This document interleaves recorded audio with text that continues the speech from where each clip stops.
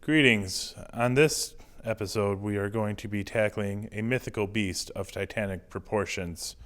Said to be in the same family as the Loch Ness Monster, the Arcadia Creek Shoe Monster is a titanic beast truly worthy of the Kalamazoo Creepy Files.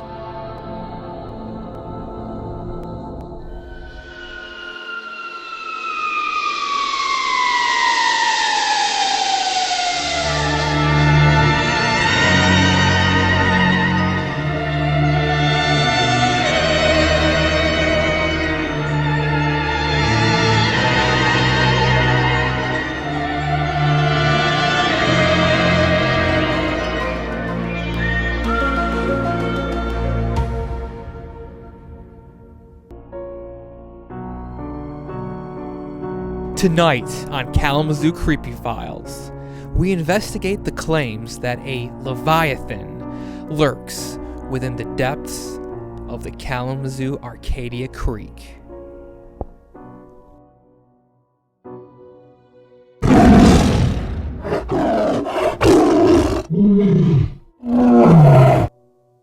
After receiving a staggering amount of reports of a beast in these waters, we sent out our very own field expert, Joe, to investigate.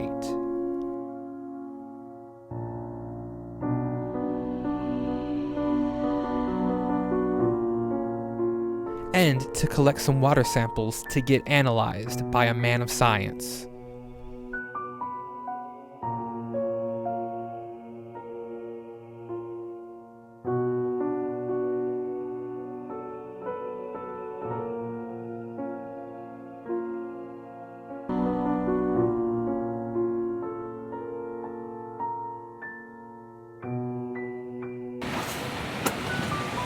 So if I decided to live underneath here, would it be a troll?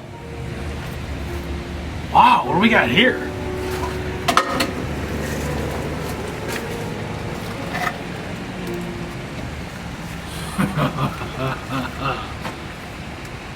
Let's see if this thing cuts through water.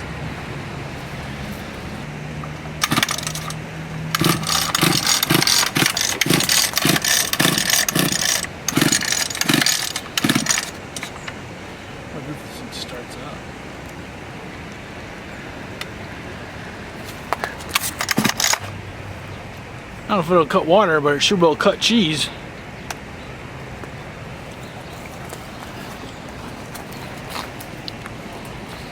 Die, serpent!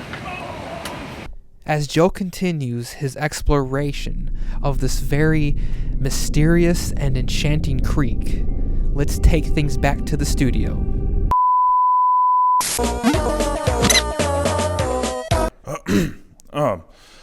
I interviewed Misty Love, a homeless man who claims that this Arcadia shoe serpent is real and it is after him.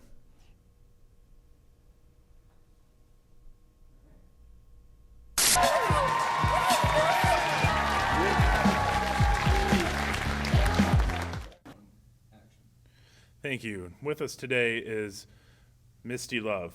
He is a vagabond who has become an eyewitness to this Kalamazoo Creek Arcadia shoe serpent, and he is here to tell us a little bit about that today.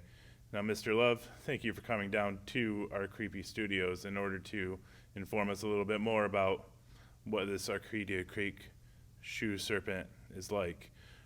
We do have our investigators down there looking for it now, but what was your terrifying experience been like with this creature? Well, every now and then I take a night walk over by the creek.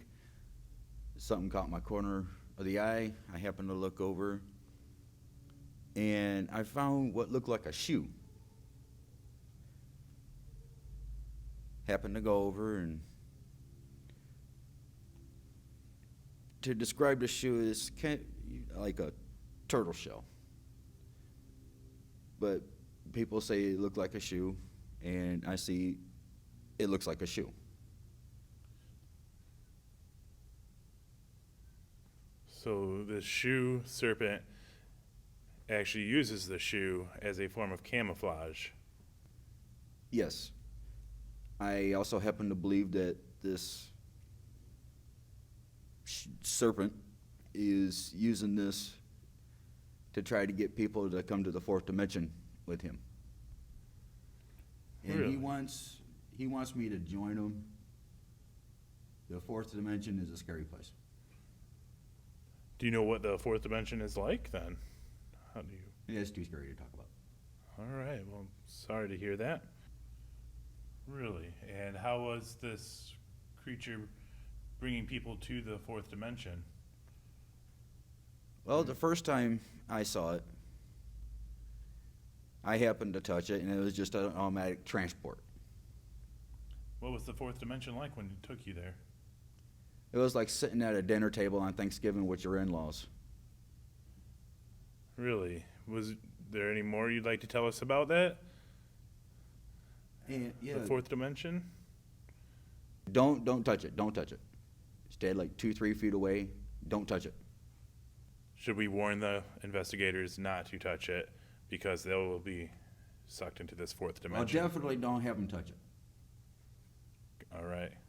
Stay at least 2-3 feet away. Have you ever noticed it snapping at you, or is it a still camouflage? It doesn't take any kind of a offense. It's kind of like Satan in the Garden of Eden. He just kind of creeps up on you. He doesn't really strike or anything. He just kind of coaxes you into touching the shoe thing on the back of his head, and you're just automatically transported. It is an amazing creature. I really hope that our investigators are able to get something on that. How often do you think that it appears to you? Yeah, just once or twice. The first time I touched it, it transported me to this fourth dimension, and I don't know how I got back to where I was, but I'm just not touching that again. It's very scary. All right, Mr. Love. Well, I know I do accuse people who are out seeing these types of phenomenon of being on medication or some sort of crazy pills. However, because of your vagabond ways, is there any medication that you may not be getting a hold of in this case that is contributing to your viewings and sightings, repeated sightings of this shoe serpent? I haven't taken medication in 2 years. Thank you. That is, I still get headaches and not even a tablet of Tylenol. see, that was kind of my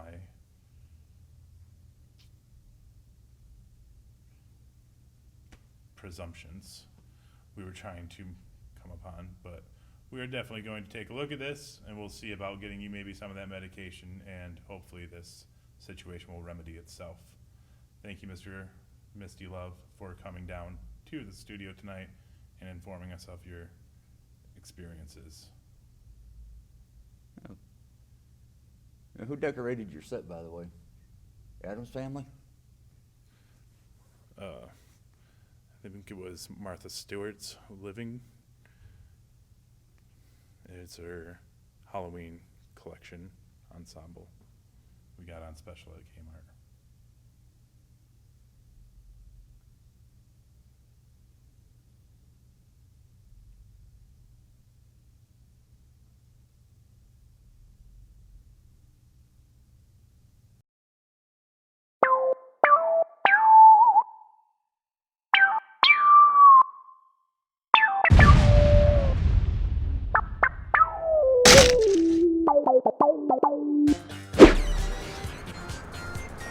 All right, one of the first things you need to do when you find a crazy species that you don't know what it is, you need to examine its ecosystem.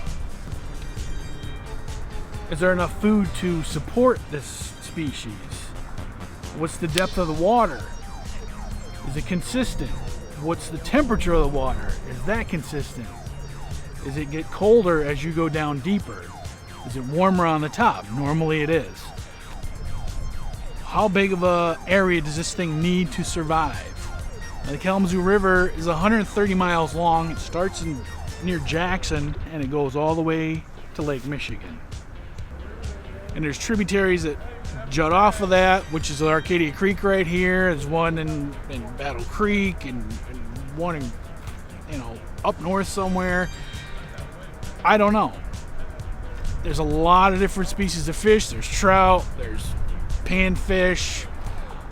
I don't know the depth of the area around here, but we need to know, is it a consistent temperature that keeps it here? Is it because the certain areas lose water and it can't get out farther? People have said that this thing is anywhere from 2 feet to 100 feet. Now, locally, I don't see anything 100 feet living in this area. 100 feet seems a little suspicious in this area, but I guess it's possible. We just don't know the depth of everything. But you never know. Is it carnivore? Is it an herbivore? Is it an omnivore? What is it? We need to know. We need pictures, we need video, we need sonar. Who knows? This thing could have come from Mars or Middle Earth. Who knows?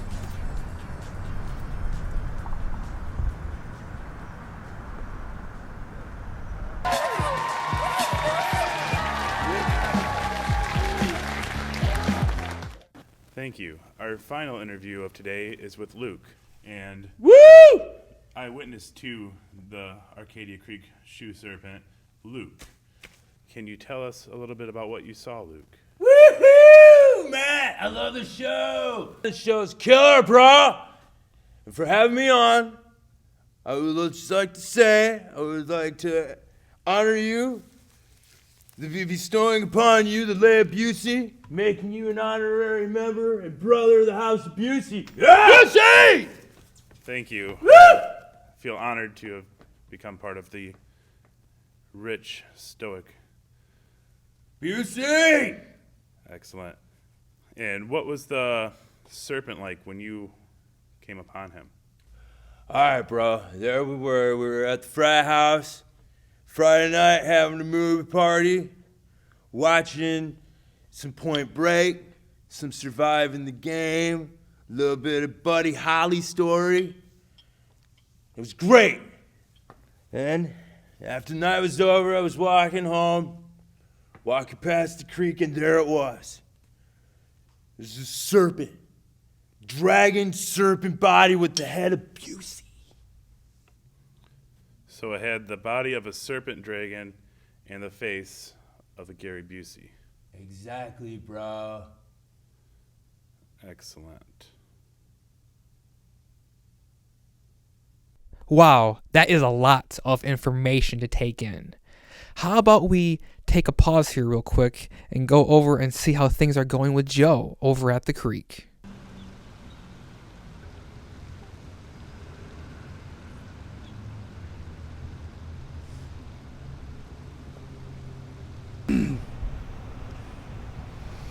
So for thousands of years, people have been trying to figure out how to get this serpent. Was finding this an accident?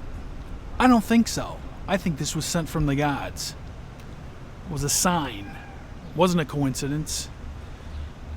I'm going to use this in the serpent's lair over there to maim it, kill it, trap it for good.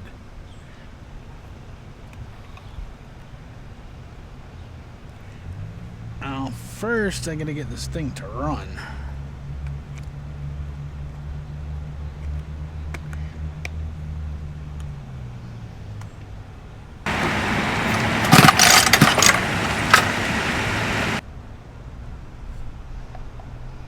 Oof. Wow. Well, I think they were cheap gods.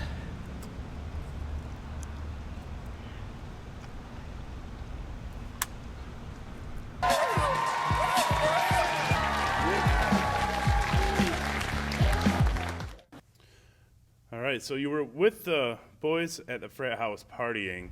Now, Yes. How many adult alcoholic beverages had you consumed by the point that you claim to have seen this Busey figure in the creek? I was still vertical, man. There was no way I was even close to having too much. I mean, I didn't have drop one. Now, you seem to be continuing to drink in our studio here, even though we have told you repeatedly that's not really allowed. Are you also on possibly party drugs that are adding to this assumption of seeing a monster, or do you really believe the monster is there even when you have not been on these drugs? It's always a party when Luke's in the house of Busey. Woo! Has anybody else seen this creature at the same time as you? I have a couple eyewitnesses. We got Fat Mike, Skinny Mike, Texas Pete, and then Curly Tail Joe. Well, that is quite the list of party bras that you hang out with. Are these reputable people as well? I don't know if you're telling me a fictitious story here or not. We do have our specialists down at the creek investigating. However, we want to make sure that they are not on a wild goose chase of sorts. Not a goose, it's serpent. Or a wild buse chase.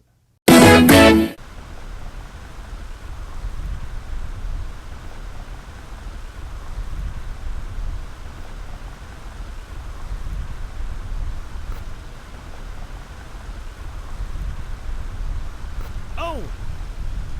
Hey, yeah, you saw me take water samples earlier. Well, we got the results back, and they were inconclusive. Reputable firm in town that analyzes beer for the local breweries. They didn't find any radiation, but they did find that it was able to sustain life of a serpent type of a creature. Now, who knows? It could be a snake, it could be an eel, it could be a mutant turtle. We don't know. It could be my ex-wife. You never know. But we'll look into it deeper.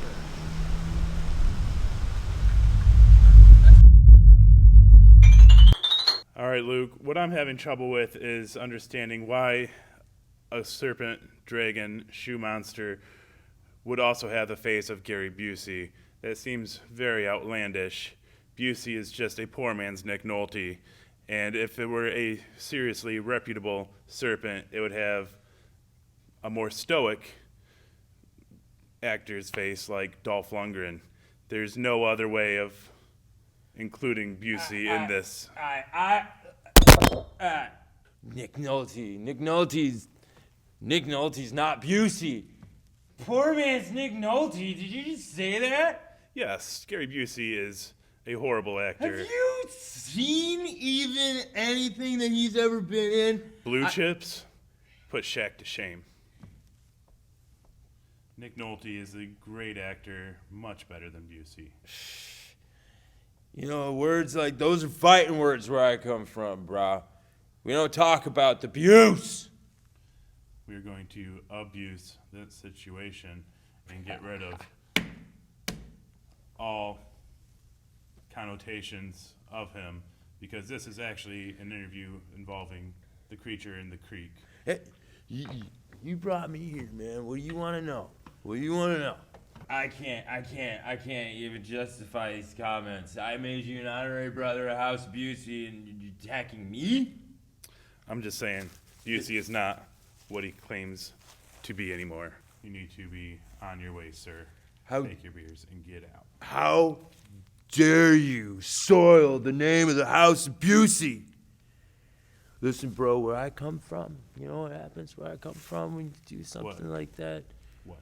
We settle with an age-honored tradition called arm wrestling in the cage on a ladder this Saturday night. That doesn't make any sense. We're not doing any kind of arm wrestling challenge. Do it! This interview is not about Do it! This interview is about the sea serpent of the shoe. Do it! The variety of the shoe serpent monster. We're going to end this interview. Soil the tradition of Busey! I think you need to grab the rest of your beers and head back to your frat house. If the Gary Busey monster is real, I was gonna share him! then he is going to be very sad when he meets you. I have more luck at the sorority house. Tell him about Busey. I don't need this. Get me out of here. How do you get out of here? You're gonna want to take the stairs to your left. Just playing, there aren't any stairs. I need this. Secret.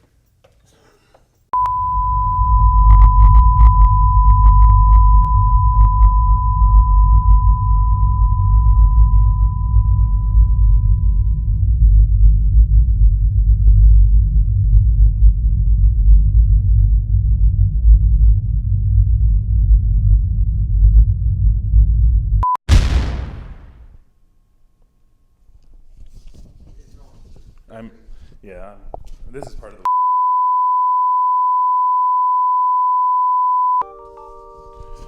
On our last episode, we requested that you leave us comments and send in emails in order to tell us a little bit about what you like and don't like, perhaps, about the show.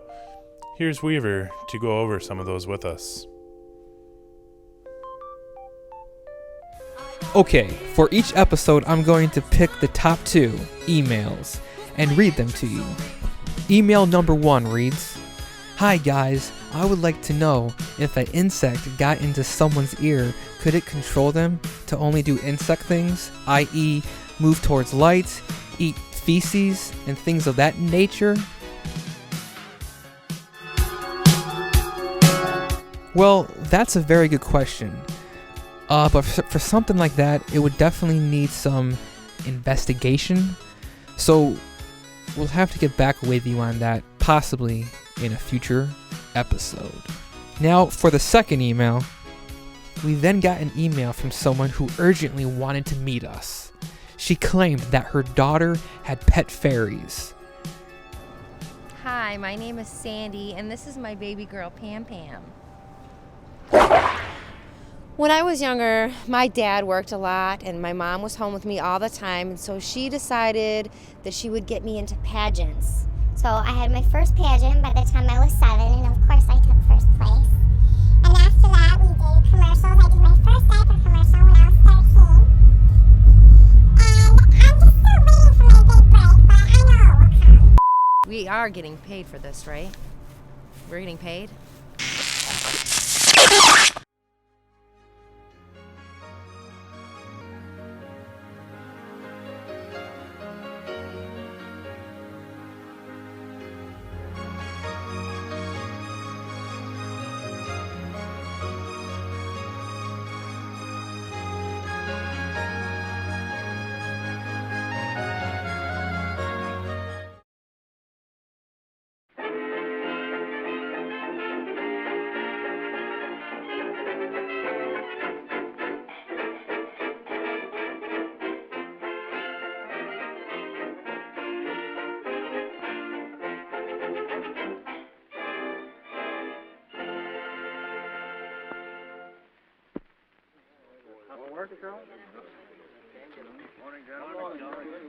Well, Bob. Morning. How are you this morning? Well, I want you to meet the folks who are going to work with us in this picture. There's Miss Evelyn Knapp. How do you do, Mr. Jones? How are you, Miss Knapp? Mr. James Cagney. How are you? Mr. Donald Cook. How do you do? And Mr. Tony Bushel. I think you know Tony, Don. Hello, Tony. Hi, Bob. Good to see you. Folks, this is Mr. Keeler. Toby How do you do? Keeler. How do you do, Hello, Mr. Keeler? Tony. Hi, Obie. Where's our director? Late. He's not here yet. Well, that's fine. I need a little practice anyway. Oh, All right. Wait for me! Who is that? Louise Fazenda. She's in this cast, too. Hello, everybody. What are you doing? Louise. Huh? Meet Bobby Jones, Miss Fazenda. But, Mr. Jones! Oh, I'm thrilled to meet you. You know, I brought all my things with me. We are going to play, aren't we? Well, I don't know. I was just going to practice a little bit. Oh, that's all right. We've got to do something about that. Now, Mr. Jones, I have trouble, you see, in the middle. What do you do? Louise, if you don't mind, we came here to see Mr. Jones practice. Oh, pardon me. Yes. Well, go ahead. But, Louise, dear, you're supposed to be quiet. Oh, well, I won't say a word. Just go ahead.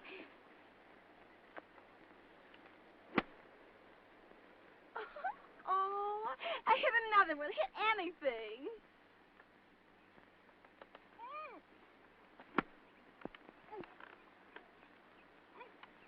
now, Bobby, before we were interrupted, Jimmy and I were just wondering how you felt about practice. You know, most fellows just like to play all the time, and, well, we wondered if you believe in a whole lot of practice. Yes, I do.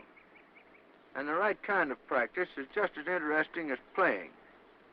I never go on a practice tee unless I have a definite purpose in view, some correction to make. And I continue only so long as I can keep my mind on what I'm doing. Now, that sort of practice is never tiresome, and it's the only kind that does any good at all.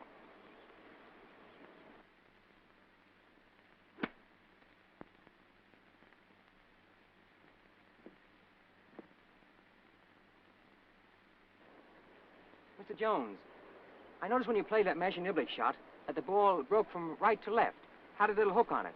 Will that kind of shot stop just as quickly as one played the other way from left to right? Well, Yes, it will, for all practical purposes, whenever I'm able to take anything like a full swing with a club. Sometimes, on a very short shot, when it is necessary to stop a ball very quickly, I lay the face of the club off a bit and cut across the ball slightly. But I find, with every iron club, for a shot longer than the one I'm playing now, I have better control if I play the shot from right to left, because it doesn't fly so high.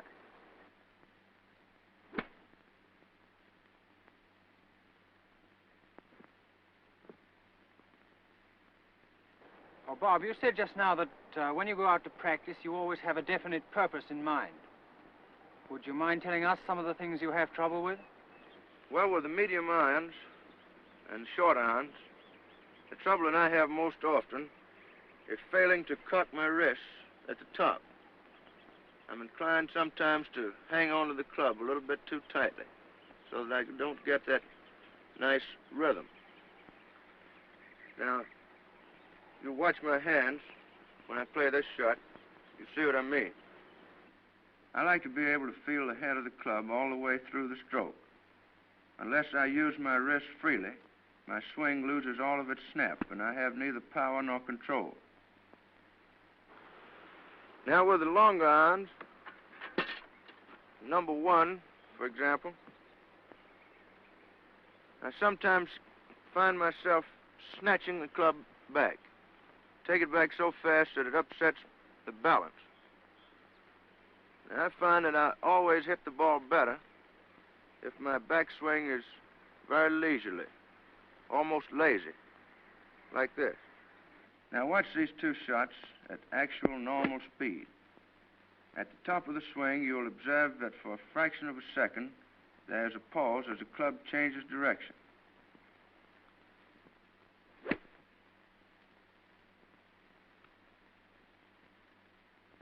The same swing in slow motion shows how a slow backswing lessens the danger of starting downward too quickly. It is very necessary for the player to be perfectly balanced when he starts hitting. Of course, Tony, I don't mean to say that the things I've been discussing apply only to the particular clubs I've been using. I'm simply trying to show you where these faults are most likely to crop up in my own game. Now, whenever I find myself hooking badly with a wood club, a spoon, I can usually trace the trouble to my left side. I find it resisting the stroke instead of actually leading it through the ball, like this. In this swing... I'm sorry, Bob. I thought Louise knew something about the game. You don't mean golf, do you? No cracks. there. Sorry, but we'd have to go get new stories. Where y'all going? Are we gonna play anymore? Oh, Mr. Jones!